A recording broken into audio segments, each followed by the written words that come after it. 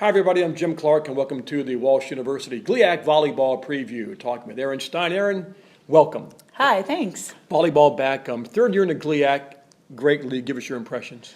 Well, like you said, this will be our third year, so we've had 2 years under our belt to kind of learn the offensive systems, what to expect, not only from, the North, but the South. There's a bit of a difference between the style of play, and like I said, the 2 years we've had has given us a much better understanding of what to expect, not only from the playing standpoint, from the travel standpoint, but just what we need to do in order to prepare the way we need to in order to be successful. And there's never a night where anyone can take a night off in this league, as we found out.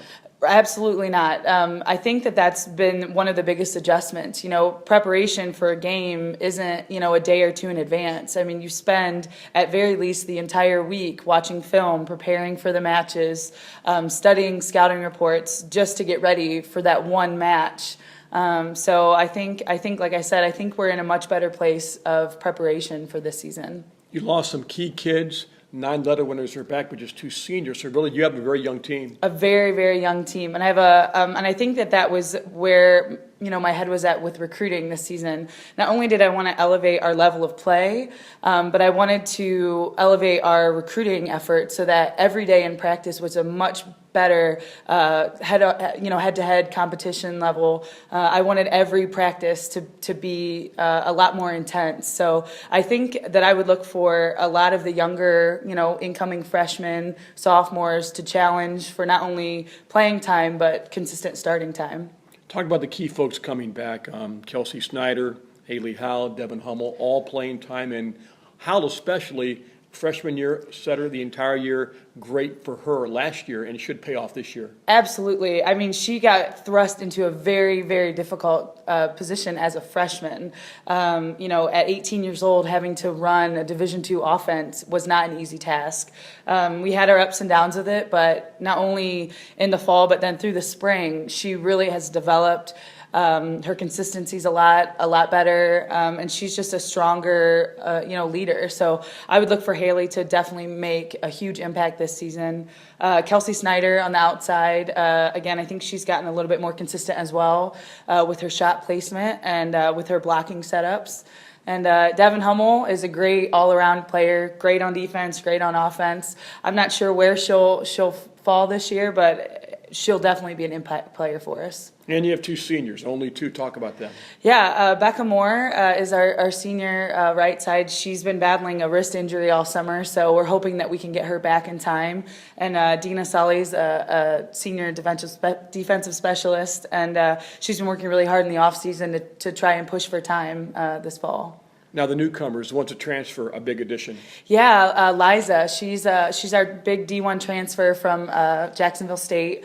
She's an outside hitter, power hitter. She's vocal. She's aggressive. I think she's really going to elevate our offense to that next level that we've been talking about with the GLIAC. And I think that she's an outstanding addition to the program. How about some other newcomers?